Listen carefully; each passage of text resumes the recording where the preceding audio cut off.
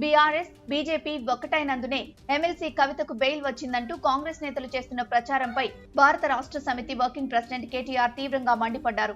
కాంగ్రెస్ నేతలు పనిమాలిన స్టేట్మెంట్లు చేస్తూ రాజకీయ ప్రయోజనం పొందాలని కుటిల ప్రయత్నాలు చేస్తున్నారన్నారు. ఎమ్మెల్సీ కవితకు బెయిల్ రావడానికి బీజేపీతో కుమ్మక్కైతే మరి నేషనల్ హెరాల్డ్ కేసులో 2015 డిసెంబర్లో ఈడీ కేసులో సోనియా గాంధీ, రాహుల్ గాంధీ ఇద్దరికీ బెయిల్ వచ్చింది. కాంగ్రెస్ కూడా ఎన్డీఏతో కుమ్మక్కైతేనే బెయిల్ వచ్చిందా అని కేటీఆర్ ప్రశ్నించారు.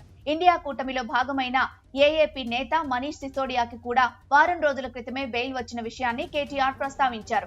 అంతేకాదు ఓటుకు నోటు కుంభకోణంలో తెలంగాణ సీఎం రేవంత్ రెడ్డి 2015 నుంచి బెయిల్ పై ఉన్నారన్న సంగతి కాంగ్రెస్ నేతలు గుర్తుపెట్టుకోవాలన్నారు. ఇవన్నీ కూడా ఎన్డీఏ ప్రభుత్వం ఏర్పడిన తర్వాతే జరిగాయి కనుక వీరంతా ఎన్డీఏ భాగస్వాములేనని అనుకోవాలా అని కాంగ్రెస్ నేతలకు కౌంటర్ ఇచ్చారు.